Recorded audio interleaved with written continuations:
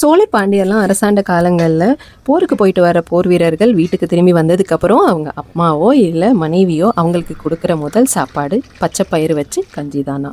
இதை வீரர்களுக்கு பிறகு வீட்டிலேயே உணவாக பயிறு அப்படின்னு தமிழ் கதைகள்லாம் வந்திருக்கு.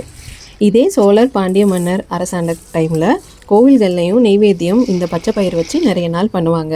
எதனா இதில் சித்த வைத்தியப்படி பார்த்தோன்னா நம்மளோட உடம்போட குளிர்ச்சியை பேலன்ஸ் பண்ணி கொடுக்கும். அது போக ஈஸியாக டைஜஸ்ட் ஆகக்கூடிய ஒரு விஷயமும் கூட. ஹை ப்ரோட்டீனும் நமக்கு இதில் இருக்குது. இப்போ ஒரு 250 ml ஊற்றி ஒரு கப் மாதிரி இருக்குதுன்னு வச்சுக்கோமே, அந்த கப்பில் ஒரு கப் நம்ம எடுத்துட்டோம் அப்படின்னா அது கிட்டத்தட்ட 18 grams ஆஃப் ப்ரோட்டீன் இருக்கும். 15 gram கிட்ட உங்களுக்கு ஃபைபர் கிடைக்கும். ப்ளஸ் இதில் அயன், ஃபோலேட் அப்படின்னு விட்டமின் பி காம்ப்ளெக்ஸ்னு நிறைய சத்து இதில் இருக்குது. இந்த பச்சை பயிர் வச்சு நம்ம நிறைய ரெசிபீஸ் பண்ணலாம். ஆனால் காலையில் பிரேக்ஃபாஸ்ட்டுக்கு ரொம்ப க்ளீனாக டைஜஸ்டிவாக இருக்கணும் அப்படின்னா நான் ஒரு 6 hours 8 hours கிட்ட அதை ஊற வச்சுட்டு அதுக்கப்புறம் ப்ரெஷர் குக் பண்ணியோ இல்லை ஸ்டீம் பண்ணியோ சாப்பிடும்போது இதோட எக்ஸ்ட்ராவாக ஒரு ப்ரோட்டீன் வேணும் அப்படின்னு நினச்சோன்னா நம்ம எக் வச்சு சாப்பிட்டுக்கலாம். ஸோ எங்கள் வீட்டில் இன்றைக்கி பிரேக்ஃபாஸ்ட்டு இதே பச்சை பயிரும் எக் வச்சும் தான். இதை வாரத்தில் 2 to 3 தடவை கூட எடுத்துக்கலாம். உங்களுக்கு பசியே தெரியாது, அவ்வளோ ஃபில்லிங்காக இருக்கும். ஃபைபர் ரிச்சாக இருக்கிறதுனால எதையாவது சாப்பிட்றதுக்கு ஹெல்த்தியாக தான் சாப்பிடுவோமே.